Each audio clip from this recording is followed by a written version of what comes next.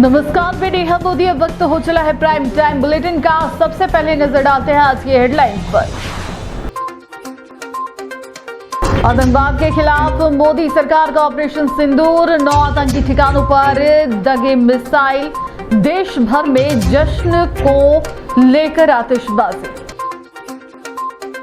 अधिवक्ता ने जिला कलेक्ट्री के बाहर किया प्रदर्शन, हाईकोर्ट बेंच की मांग को लेकर किया गया कार्य का बहिष्कार, पिछले 40 सालों से कर रहे हैं आंदोलन। आत्महत्या के मामले में पुलिस का बड़ा खुलासा, मृतक के प्रेमी को किया गिरफ्तार, पुराने फोटो और वीडियो के जरिए कर रहा था ब्लैकमेल। अब खबरें विस्तार से। भारत ने आखिरकार पहलगाम हमले का जवाब दे दिया है, कड़ा, करारा और ऐतिहासिक। मंगलवार बुधवार की दरमियानी रात 1:05 से 1:30 बजे तक चले ऑपरेशन सिंदूर में भारतीय सेना, वायुसेना और नौसेना ने मिलकर पाकिस्तान अधिकृत कश्मीर में आतंकियों के 9 ठिकानों पर सर्जिकल एयर स्ट्राइक की। रक्षा मंत्रालय ने तड़के 1:44 पर प्रेस रिलीज जारी कर पुष्टि की, जिसके बाद सुबह 10:30 बजे औपचारिक प्रेस कॉन्फ्रेंस की गई। इस प्रेस कॉन्फ्रेंस ने इतिहास रच दिया। पहली बार देश ने सेना की ओर से 2 महिला अफसरों को साथ देखा, एक मुस्लिम और एक हिंदू।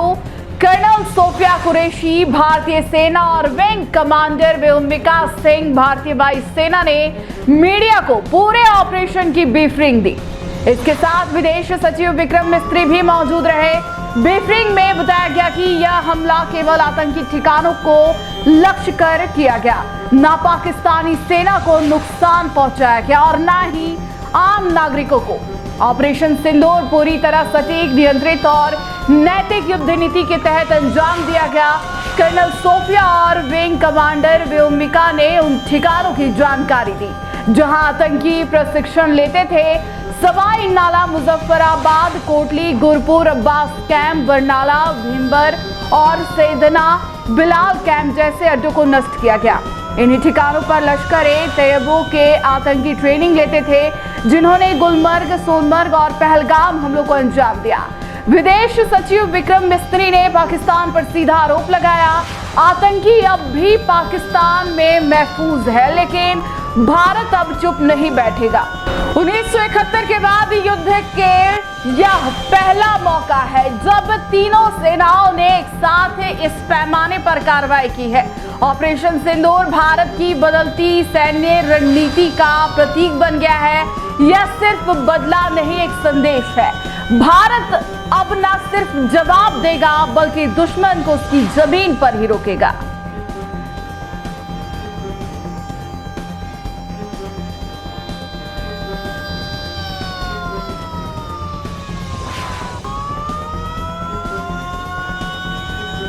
उदयपुर में हाईकोर्ट की स्थायी बेंच की मांग को लेकर अधिवक्ताओं ने बुधवार को काम का बहिष्कार करते हुए कलेक्ट्रेट के बाहर जोरदार प्रदर्शन किया। अधिवक्ताओं ने नारेबाजी कर सरकार के प्रति नाराजगी जताई और चेतावनी दी कि जब तक उनकी मांग पूरी नहीं होती, आंदोलन जारी रहेगा। उल्लेखनीय है कि दक्षिणी राजस्थान के लाखों लोगों को न्याय के लिए जयपुर या जोधपुर जाना पड़ता है, जिससे समय, पैसा और संसाधनों की भारी बर्बादी होती है। हाईकोर्ट बेंच की मांग को लेकर पिछले लगभग 40 वर्षों से संघर्ष चल रहा है, लेकिन अब तक कोई ठोस परिणाम सामने नहीं आया है। अधिवक्ताओं का कहना है कि उदयपुर न सिर्फ भौगोलिक दृष्टि से उपयुक्त स्थान है, बल्कि यहाँ का इंफ्रास्ट्रक्चर भी हाईकोर्ट बेंच के लिए पूरी तरह तैयार है।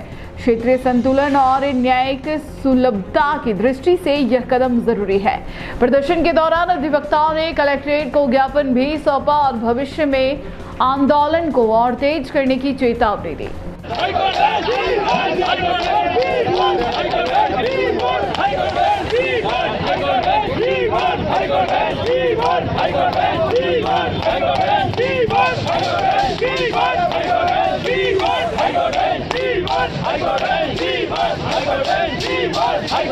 बार एसोसिएशन उदयपुर एवं मेवाड़ बागड़ हाईकोर्ट बेंच संघर्ष समिति द्वारा जो हमारी लगभग 44 वर्षों से जो हाईकोर्ट बेंच की मांग चली आ रही है, उसके संबंध में आज कार्य स्थगन रखा गया, साथ ही धरना प्रदर्शन करके और प्रधानमंत्री जी के नाम कलेक्टर साहब के थ्रू ज्ञापन दिया गया।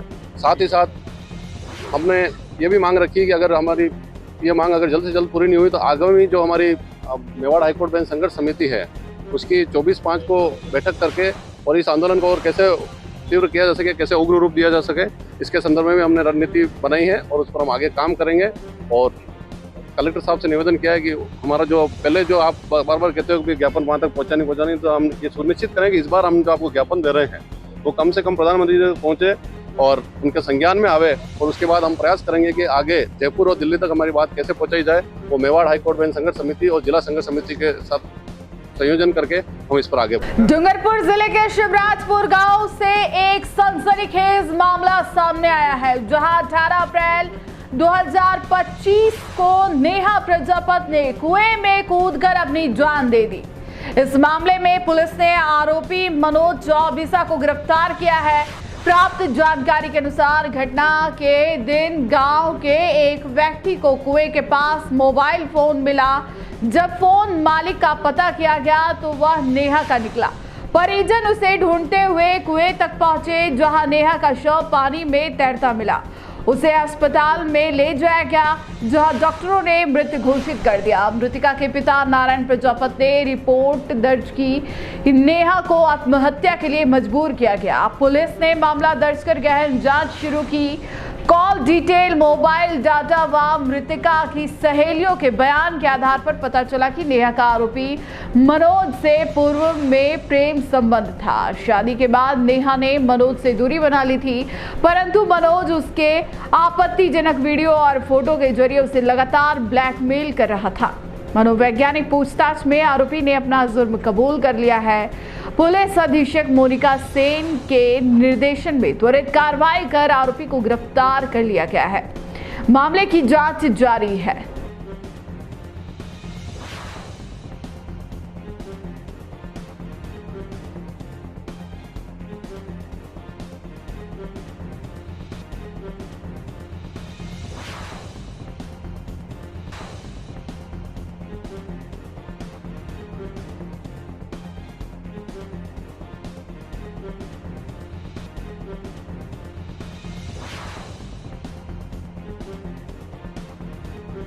पाकिस्तान में भारतीय सेना द्वारा ऑपरेशन सिंदूर के तहत 9 से अधिक आतंकी ठिकानों पर एयर स्ट्राइक की सफलता पर चित्तौड़गढ़ में जबरदस्त जश्न मनाया गया। लोगों ने पटाखे फोड़े, नारे लगाए और सेना की बहादुरी का खुलकर स्वागत किया।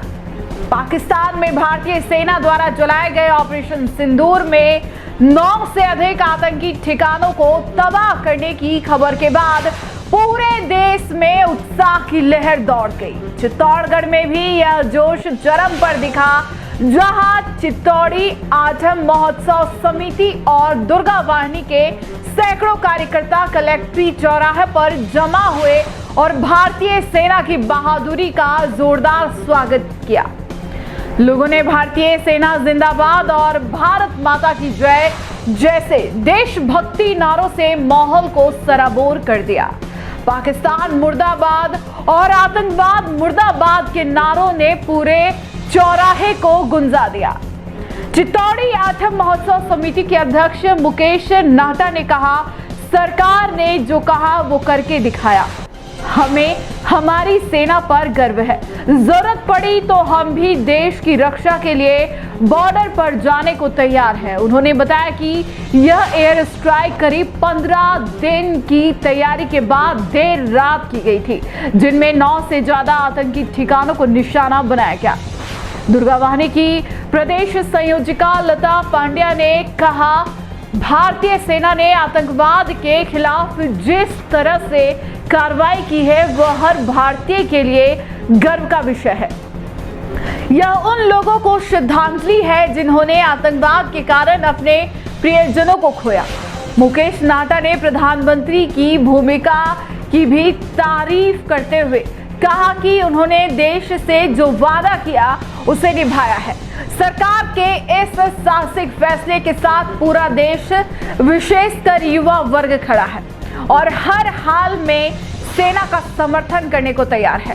चित्तौड़गढ़ में जोश और गर्व से भरा यह जश्न इस बात का प्रतीक है कि देश की जनता अपने वीर सैनिकों के साथ है। ऑपरेशन सिंदूर की यह एयर स्ट्राइक आतंकवाद के खिलाफ भारत की मजबूत नीति का ऐलान है।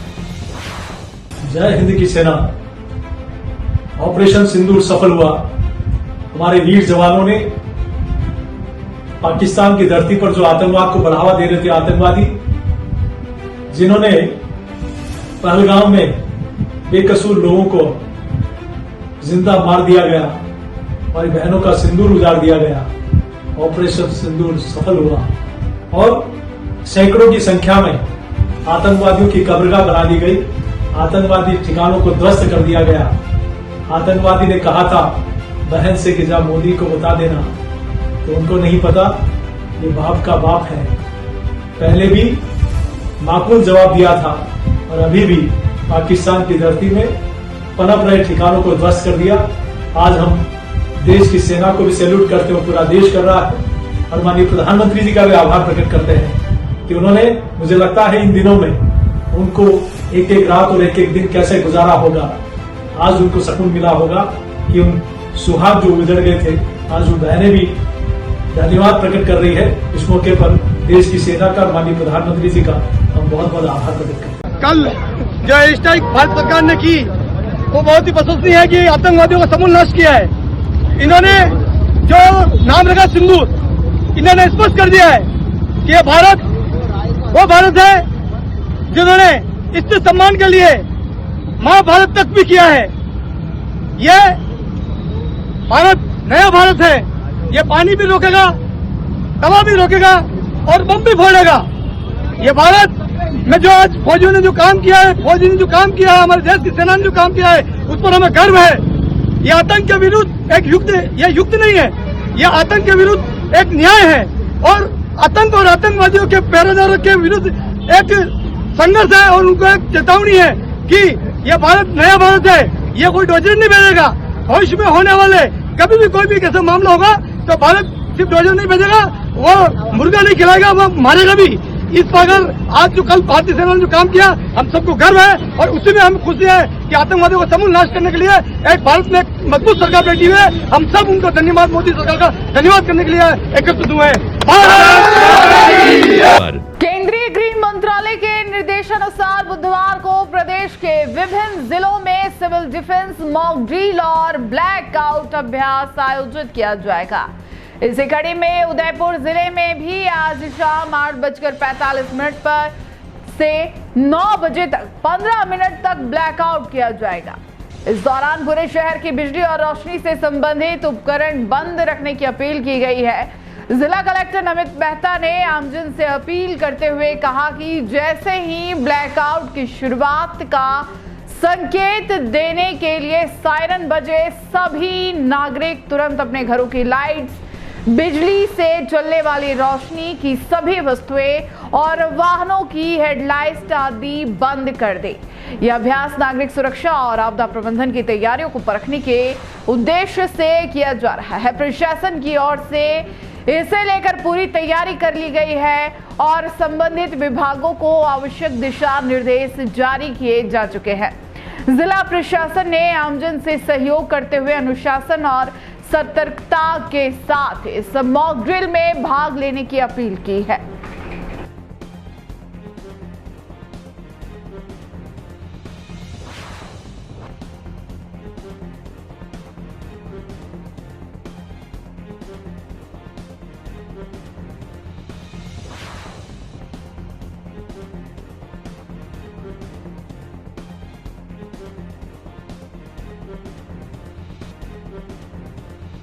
आज शहर में सुरक्षा तैयारियों को लेकर व्यापक स्तर पर मॉक ड्रिल का आयोजन किया गया। इस ड्रिल का मुख्य आयोजन साकरोदा स्थित गैस प्लांट पर हुआ, जहां वरिष्ठ प्रशासनिक अधिकारी मौके पर मौजूद रहे। मॉक ड्रिल के दौरान दमकल विभाग की गाड़ियां और सिविल डिफेंस की टीम को भी तैनात किया गया। इसके साथ ही अम्बेरी क्षेत्र में फायरिंग और इमरजेंसी की सूचना पर दमकल विभाग की एक गाड़ी भेजी गई, जिसे आपातकालीन परिस्थितियों से निपटने की तैयारियों को परखा गया।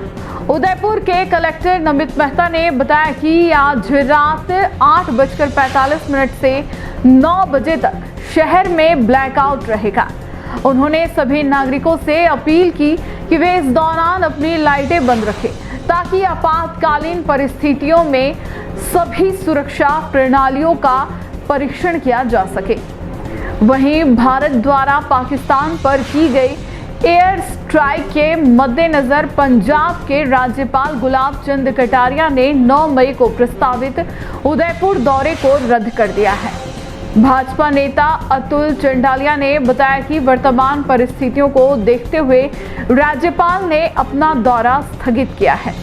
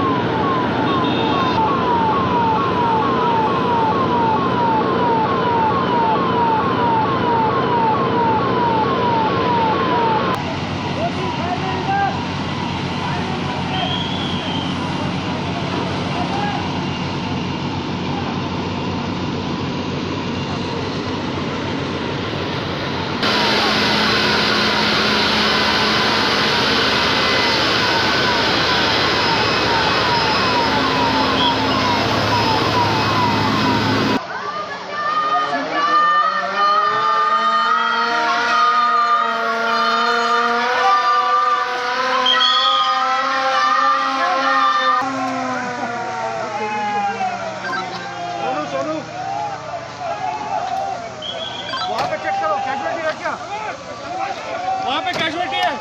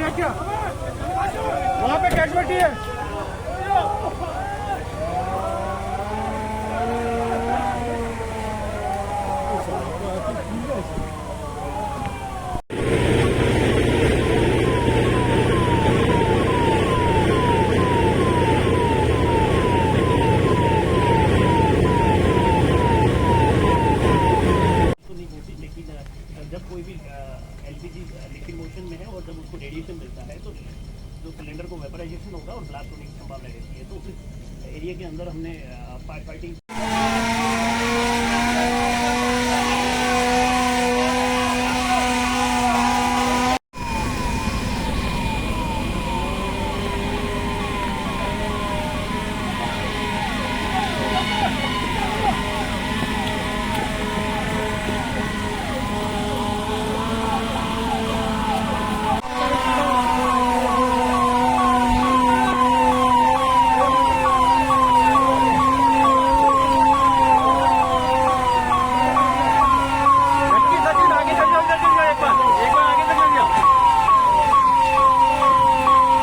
लेक सिटी में बुधवार को दोपहर बाद हुई बारिश ने एक बार फिर मौसम का मिजाज बदल दिया। लगातार तीसरे दिन बारिश होने से शहरवासियों को गर्मी से राहत मिली है और तापमान में गिरावट दर्ज की गई है। मानसून पूर्व इस सुहावने मौसम ने न केवल शहर की फिजा को तरोताजा कर दिया बल्कि लोगों के चेहरे पर भी मुस्कान ला दी। बुधवार को हुई बारिश तेज गति से शुरू हुई जिससे शहर के कई इलाकों में जलभराव की स्थिति बन गई। विशेषकर पुराना शहर, सूरजपोल, हुरन मगरी, दिल्ली गेट और सुभाष नगर क्षेत्र में पानी भरने की शिकायतें मिली है। वहीं कई जगह ट्रैफिक की रफ्तार भी धीमी हो गई, लेकिन लोगों का उत्साह कम नहीं हुआ। बारिश के बाद बदले मौसम का लुत्फ उठाने के लिए बड़ी संख्या में लोग फतेह सागर झील के किनारे पहुंच गए। झील किनारे रिमझिम फुहारों के बीच घूमना और सेल्फी लेना लोगों के बीच खासा लोकप्रिय रहा। गौरतलब है कि सोमवार शाम से शुरू हुई बारिश के बाद से शहर में मौसम में ठंडक बढ़ी है। अधिकतम तापमान में करीब 4 डिग्री की गिरावट दर्ज की गई है। मौसम विभाग के अनुसार आने वाले दिनों में हल्की बारिश की संभावना बनी हुई है, जिससे उमस भरी गर्मी से कुछ और राहत मिल सकती है।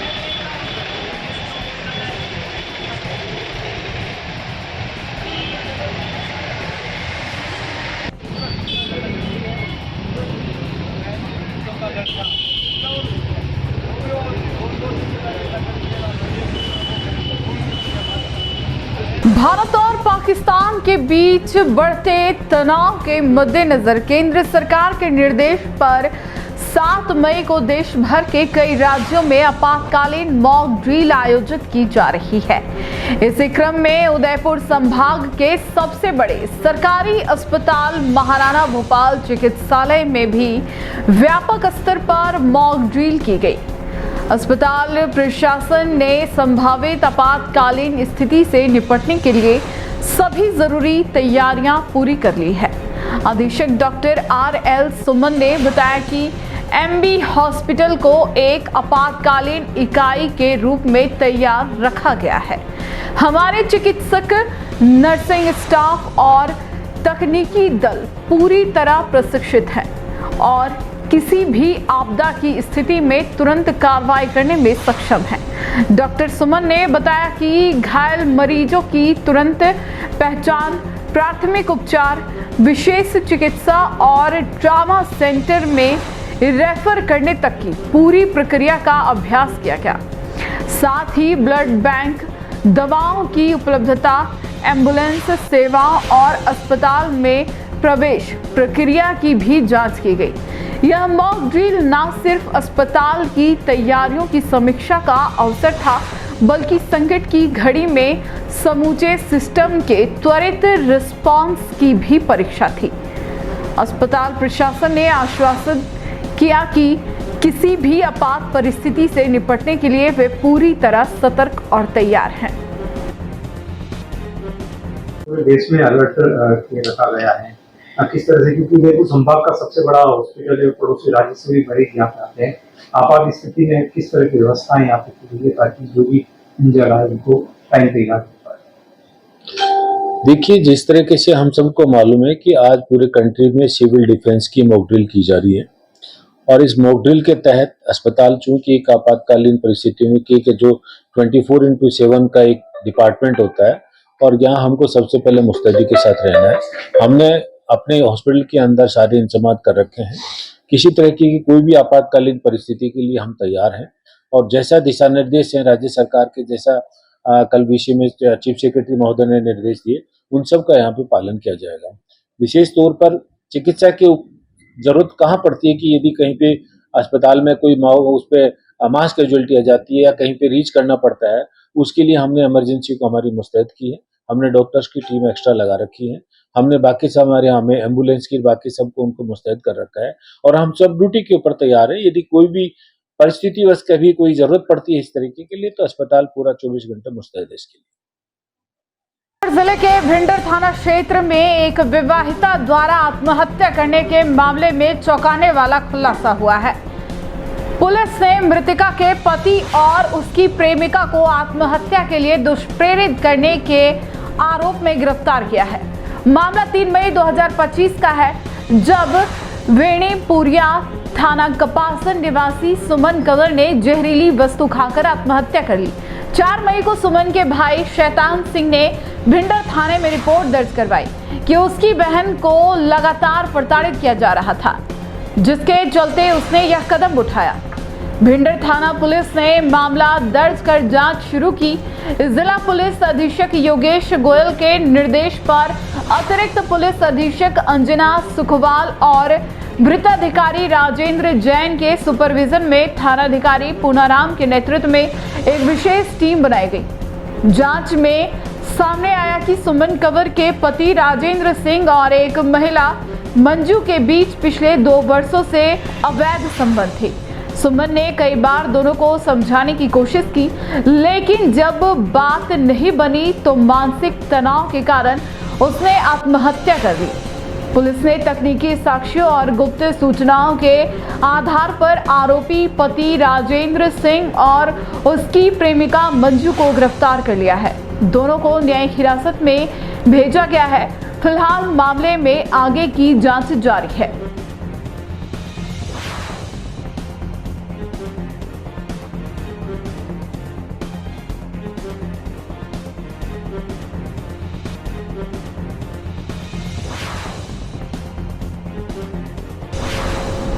टी न्यूज राजस्थान के बुलेटिन में फिलहाल अब तक के लिए इतना ही। आइए चलते चलते फिर से नजर डालते हैं आज की टॉप हेडलाइंस पर।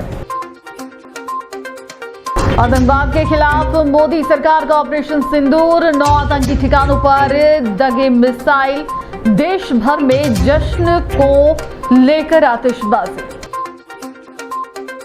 अधिवक्ताओं ने जिला कलेक्ट्री के बाहर किया प्रदर्शन, हाईकोर्ट बेंच की मांग को लेकर किया गया कार्य का बहिष्कार, पिछले 40 सालों से कर रहे हैं आंदोलन। आत्महत्या के मामले में पुलिस का बड़ा खुलासा, मृतक के प्रेमी को किया गिरफ्तार, पुराने फोटो और वीडियो के जरिए कर रहा था ब्लैकमेल। आज के बुलेटिन में इतना ही। अब दीजिए इजाजत नेहा मोदी को। ऐसी ही तमाम बड़ी खबरें देखने के लिए बने रहिए टी न्यूज राजस्थान के साथ। नमस्कार।